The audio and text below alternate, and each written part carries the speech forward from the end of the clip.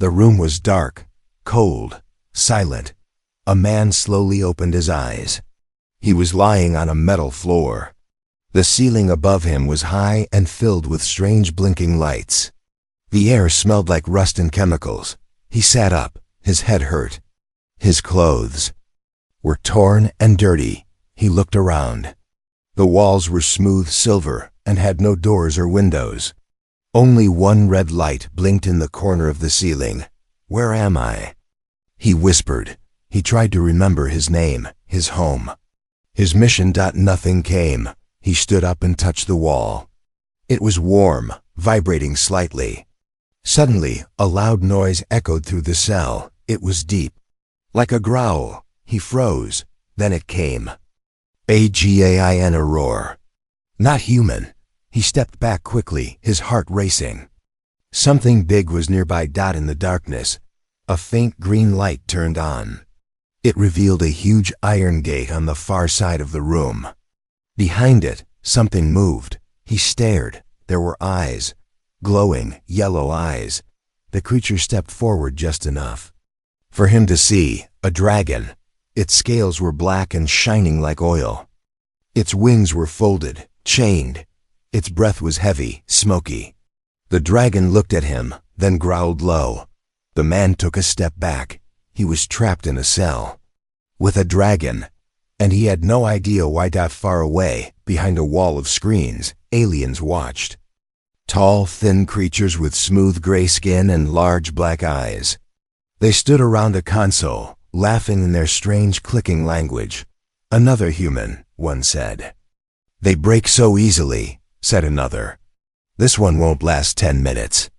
They pressed a button, and the floor of the cell lit up slightly. Cameras followed the man's every move.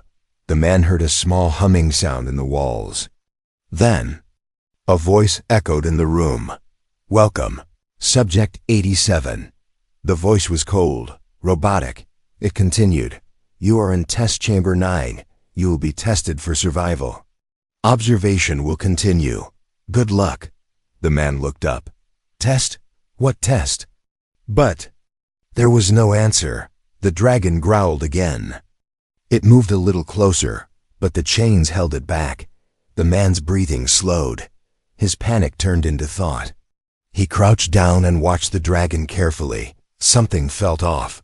This dragon, it looked more tired than dangerous. Its eyes were not full of rage. They were full of pain. He looked around the cell again. No food, no water. Just two prisoners in a silent war zone. He whispered to himself, why are we both here?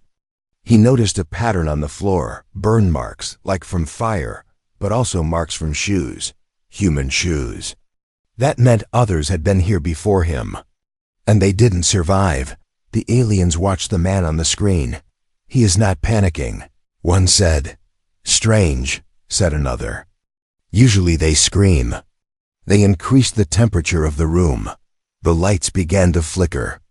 Loud dragon roars played from hidden speakers. But the man didn't break. He sat down in the center of the room. He closed his eyes. He listened. Dragon made a low sound, not a threat, but a warning. The man slowly opened his eyes and spoke softly. You're not the enemy. Are you? The dragon stopped moving. Hours passed. No food. No water, no sleep. The man stayed calm. He began to whisper words. A language that wasn't English. Strange, forgotten words. His hands moved, drawing shapes in the dust. Symbols. The dragon moved closer to the gate. It tilted its head. Curious, the red light on the ceiling flickered. Somewhere in the alien control room, an alarm softly beeped. One alien leaned forward. Did you see that? That mark on his hand? The others zoomed. In there, faintly glowing, was a symbol on the man's skin. A mark not seen in a long time. The alien's smile disappeared. This is not a normal human. Back in the cell, the man stood up. He looked at the dragon and said, I don't know why I'm here, but I will find a way out. He walked to the gate and placed his hand on the cold metal. The dragon didn't growl. Instead, It blinked slowly. The man smiled, just a little. The test had just begun, but he was not just a test subject. He was something else. Something the aliens had forgotten. Something that was waking up. Darkness doesn't always hide monsters. Sometimes it hides secrets. The man had stopped counting time. There was no clock, no sun, only shadows. But something had changed. The dragon, huge, silent, chained, was no longer growling. It had been watching him, just like he had been watching it. There was a strange understanding between them now. The man slowly moved to the far corner of the cell. The floor there was cracked, as if something had struck it hard. He ran his fingers over the lines. It was warm. Too warm. Suddenly, he felt it. A heartbeat. Not his. Not the dragon's. Something beneath the floor was alive. Far above, in the cold. Alien lab alarms blinked red. He's near the source, one alien hissed. Impossible, said another.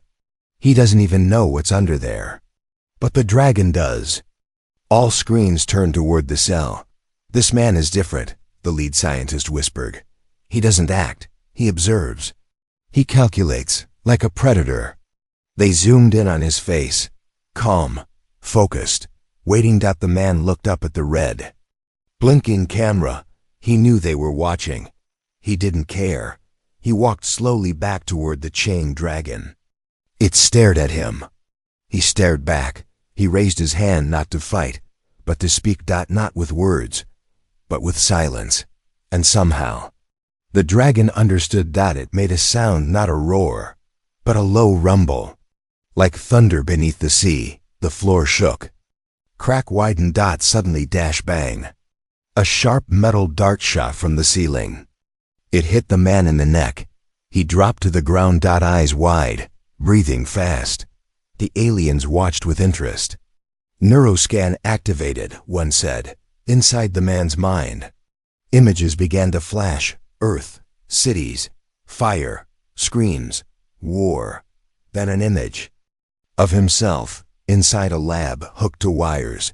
Scientists arguing. Soldiers watching, and a voice. He's too dangerous. Shut it down. The memory faded. Then another voice, familiar and clear. You are more than human. The man woke up gasping. Still lying on the cold floor, the dragon had moved closer to him. The chains were tighter now, but its eyes, they were glowing softly. Then, something new happened. The wall behind the dragon shifted. A small hidden door opened with a hiss. Out walked something strange. It wasn't a dragon. It wasn't an alien. It was another human. But different. Thin, pale, eyes black as space. Movements like a puppet. The man stood, confused. Who are you? He asked. The figure didn't answer. It just pointed at him and screamed. A sound not human, not natural. The dragon roared in fear. The aliens leaned in closer. Activate subject. 34. Let's see what happens when two humans meet, one broken, one awakening. The pale figure charged at him faster than human. Claws instead of fingers. Mouth open too wide. The man dodged, barely. This wasn't a person anymore. This was a failed experiment. The dragon tried to help but was trapped by the chains. The man fought with only instinct. He ducked, grabbed a metal rod from the floor. Hit the creature hard. Nothing. The creature laughed. You're like me, it hissed. But you still think you're human. It lunged again, this time. The man didn't run. He reached out, bare skin to skin. A flash of light. A burning symbol glowed on his hand. The creature stopped, screamed in pain.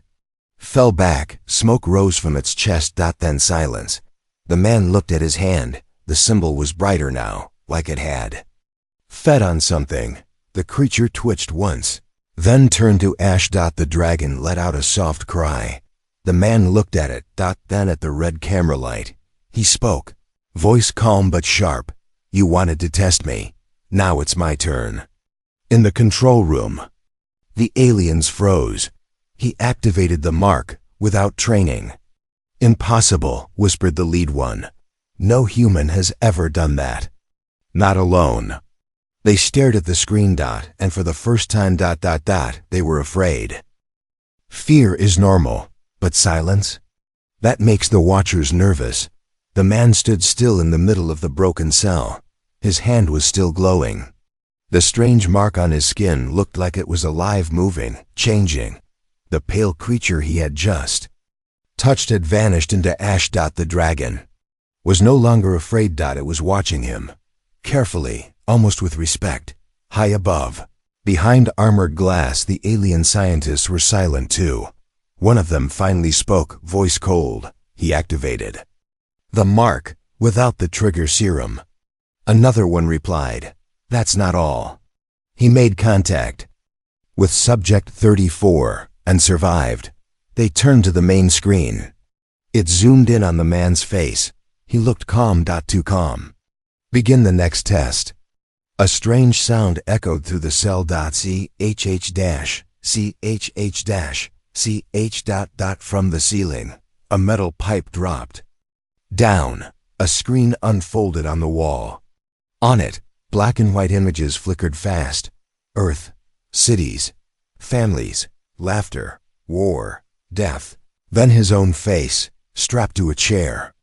Wires in his skull. Needles in his arm. Screaming. The man gasped. His body stayed still, but his mind fell through time. He was inside a room. Not a dream, a memory. A cold lab. Lights blinking. Scientists shouting. If he bonds with the code, he becomes uncontrollable. Humans were never meant to hold that much energy. Then, a female voice whispered in his ear, "They don't know what you are, do they?" He turned. She smiled. Kind eyes, long coat.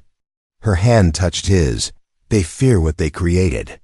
But you were made to lead." Her face vanished into light. Back in the cell, he dropped to his knees. The dragon growled softly, not in warning, but in concern. The screen shut off. The cell went dark again. Then, the voice returned. Same robotic tone, but something new in it. Almost uncertain. Subject 87, please remain still. You are under active analysis. He stood up slowly. You don't control me anymore, he said. He walked to the gate again. The dragon stepped forward too, chains rattling. The man placed his hand on the metal bars, and the metal bent. Not with strength, with will. Up in the lab, the aliens shouted. No, that gate is reinforced with neutron steel. He's not supposed to be this far yet. Shut it down. But nothing happened.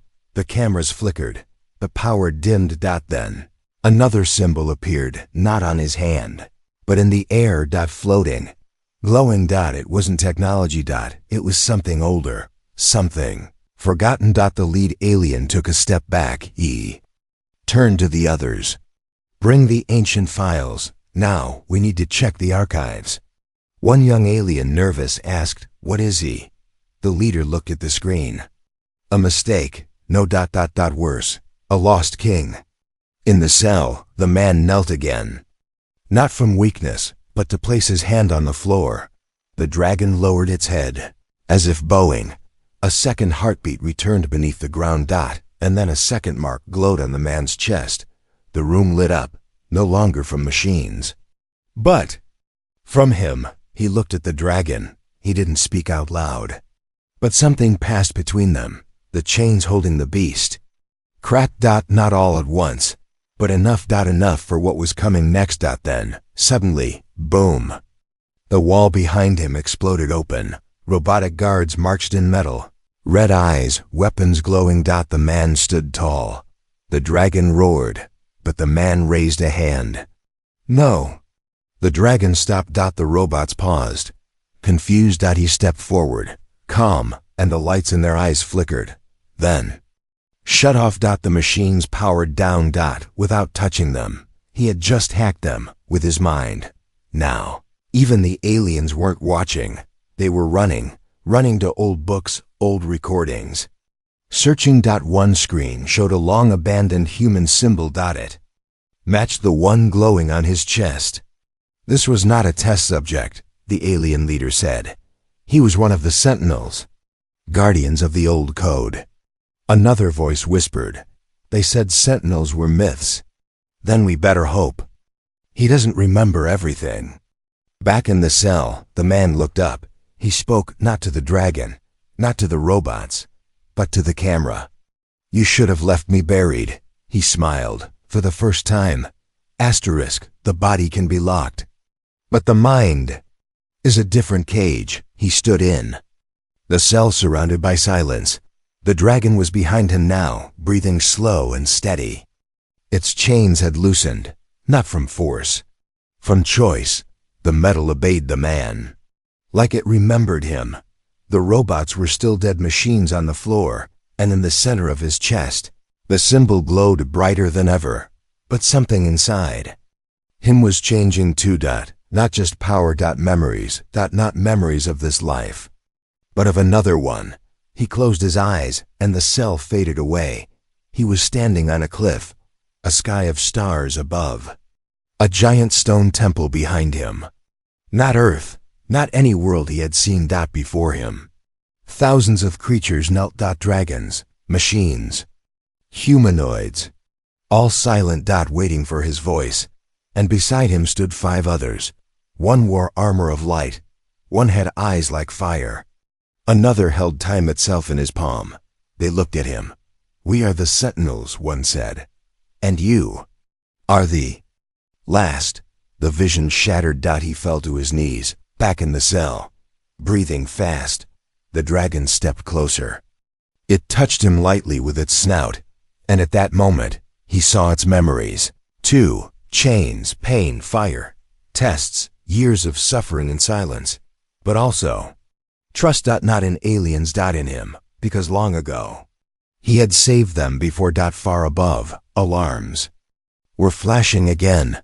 The lead alien was watching an old file, dusty, broken, almost forbidden. On it, a human figure. The same glowing symbol. The same face. The alien's hands trembled. He's not a test subject, he's a failsafe. One of the younger aliens panicked. What do we do? The elder looked grim. Pray he doesn't remember everything. In the cell, a hum began. Deep, echoing, ancient. The floor under his feet started glowing. Runes. Symbols, forgotten tech. The dragon stepped back as if bowing, and then the cell disappeared. He was now standing in a white void. Endless space. In front of him stood himself, but older. Wiser. Dressed in silver robes, eyes shining like stars. You've returned, the other version said. Who are you? The man asked. I am the you that you were meant to become.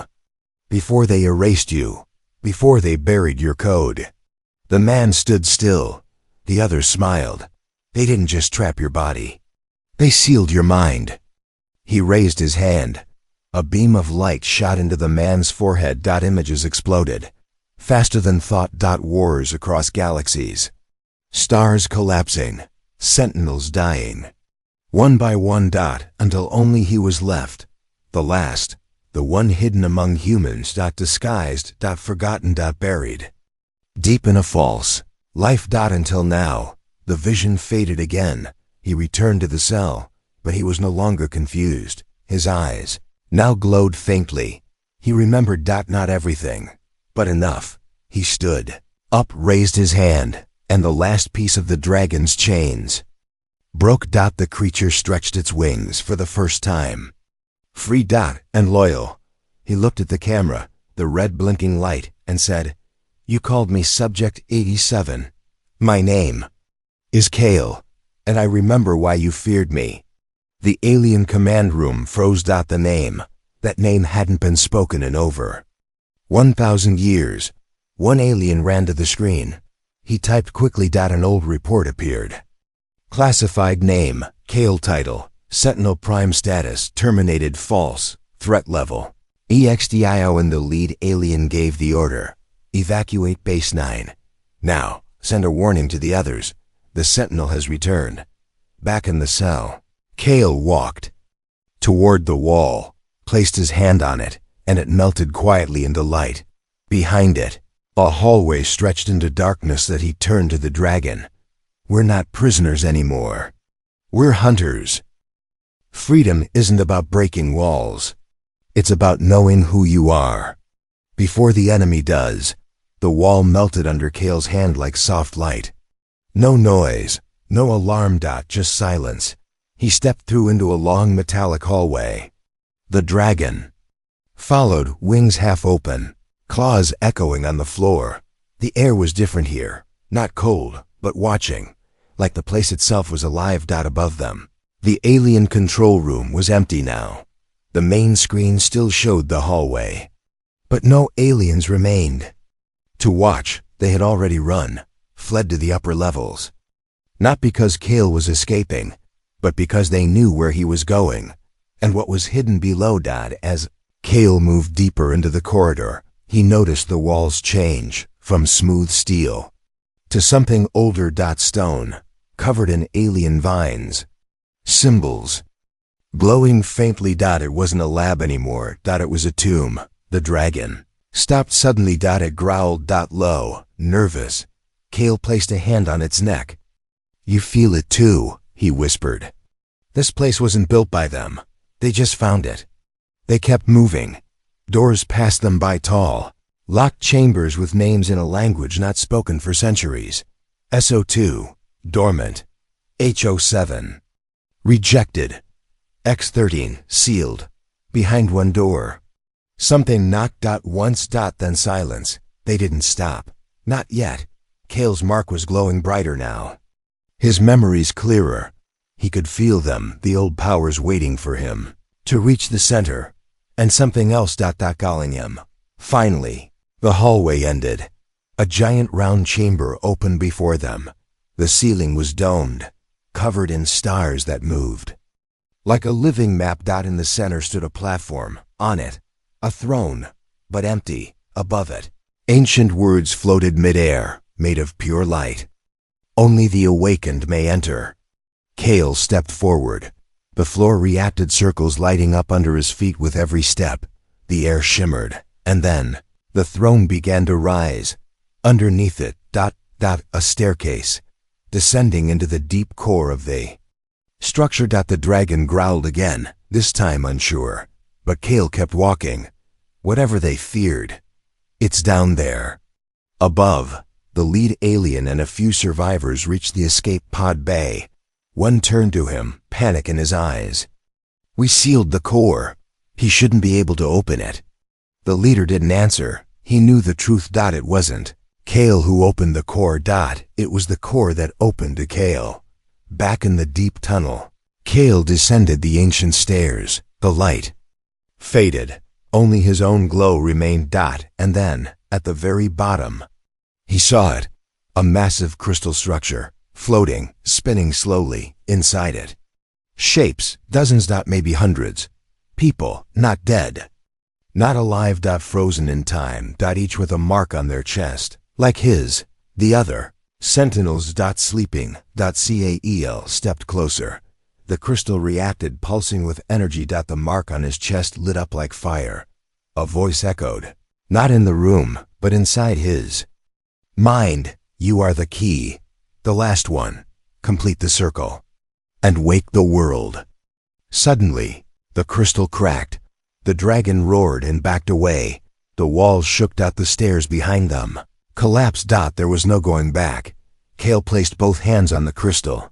Energy exploded, outward in waves. It wasn't pain. It was truth. He saw it all. The war that ended the old universe. The fall of the Sentinels. The plan to hide one.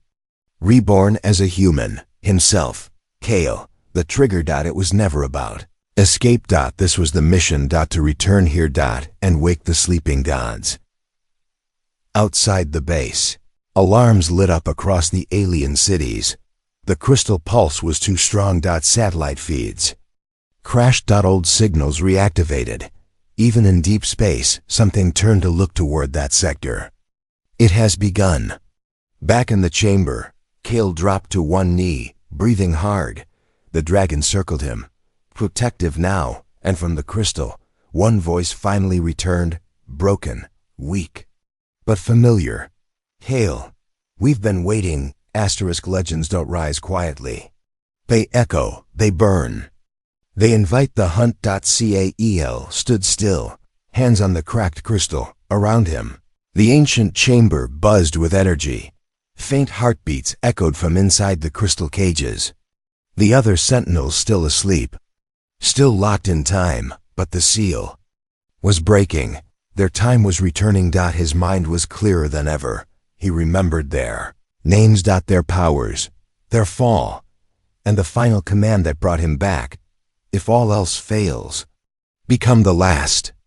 Above, in orbit of the alien world, a giant vessel powered up. Not a warship, not a fleet, but something older, something built in secret, long ago. Built for one purpose only. Project Nullborn, the alien captain whispered. It hunts sentinels, and it never fails. Back underground, Kale heard the crystal whisper.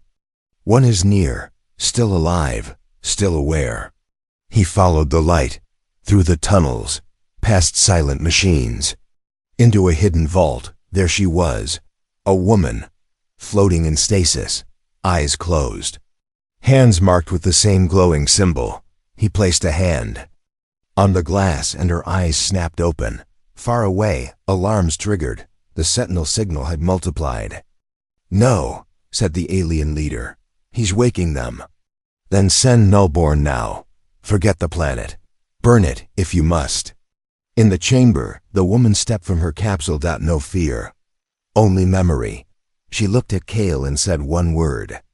"Welcome back." Outside, the sky began to bleed red. The alien ship descended. It didn't use thrusters. It fell like a god. And inside it, something ancient stirred. Not alive. Not machine. Something in between. A weapon with no soul, no face. Creature called Nullborn. Underground, Kale and the woman, Lyra, moved fast. The dragon led the way, glowing brighter than before. Others were waking. One sentinel cried out. One punched through his glass. One knelt in silence. A new army was forming, not of soldiers, of reminders, that the universe once had balance. Until the aliens broke it. Suddenly, the earth above cracked. Beam of red light tore through the stone ceiling. Nullborn had arrived. It dropped into the chamber, without a sound. 8 feet tall. Skin like armor, no mouth. Just a glowing hole where its face should be. And in its chest pieces of old sentinel bones. Fused, wired, weaponized. The sentinels backed away. Only Kale stepped forward. He knew this enemy. He had once helped design it, but never meant for it to be used. It was only meant as a failsafe, he said. Now it's become a mistake. Nullborn charged. The dragon leapt in front, roaring, but was knocked back instantly. Lyra attacked next, sending out a pulse of time. Freeze. It did nothing. Nullborn moved through it like water. Kale raised both hands. His mark blazed. The chamber responded. Runes lifted off the floor, swirling in the air. Light crashed against metal. Nullborn cracked but didn't fall. It adapted. Kale stumbled. Lyra caught him. "We can't kill it," she said. "Not with force." Kale looked up at the throne chamber again, the crystal, and realized. Then we don't destroy it. We show it what it was built to forget. He reached into his own mind. Deep. Where fear lived, where rage waited. And from within, he pulled a memory, a vision, of the world the sentinels once guarded. Green skies. Free. Stars. No war. He pushed the memory into Nullborn. A blast of energy hit the creature's chest. It stopped. For the first time. Shaking. Confused. A flicker of emotion crossed its face. That was the window. Lyra fired a beam into its core. The dragon roared, lighting the air with fire. Kale stepped in and drove his mark straight into the center of Nullborn's body. The creature screamed, a soundless, bone-crushing vibration, and then It shattered like glass. The pieces faded into the floor. Gone. The chamber went quiet. Then the crystal spoke. One last time. The hunter is gone. The circle is rising again. One by one, more sentinels stepped forward. Not all, but enough. Kale looked to the hole in the ceiling above. They'll come again, he said. Lyra nodded. Let them. The dragon roared behind them. Kale looked at the stars through the cracked sky. This time, we hunt them. Across the stars, fear traveled fast, but not fast enough. Because something older than fear had just awakened. Kale stood at the edge of the broken alien chamber. The sky above was torn open. Smoke curled into the stars. Red light blinked where Melbourne had once fallen. Behind him, over a dozen sentinels stood tall, awakened from crystal sleep, armor forming over their skin like memory returning to bone. The dragon rested beside him, wings folded, body scarred but unbroken. Above, alien warships gathered. Watching, waiting. But not attacking, because they were afraid. Lyra stepped beside Kale. Her voice was steady. They're scanning us. Let them, Kale replied. He raised his hand, and every sentinel behind him followed. Their marks glowed like suns, and in that moment, the sky changed. Not with weapons, with signals. From the sentinels' hands, beams of golden light shot upward, passing through clouds, satellites, defenses, reaching far beyond the alien planet. Through their networks, into their core systems. One by one, every alien screen in the galaxy changed. Every lab, every station, every government center. And then a face appeared. CAEL single quotes S.com. Centered. Unbroken. To the ones who watched, he said, to the ones who trapped us, tested us, called us weak. You forgot our truth. The screen showed flashes, dragons breaking chains, sentinels rising from crystal, Nullborn's death. We are not your subjects. We are not broken. We are human. And we are sentinels. The video ended, but the message had already spread. Back on the planet, the alien leader watched in silence. Other alien rulers called in, panicked, shouting across languages. Where did they come from? How many are left? Why now? The leader answered quietly, because we woke him. In deep space, old ships began to stir. Some belonged to human colonies long thought destroyed. Others had no flags, only silence, and now they were moving again, following the signal.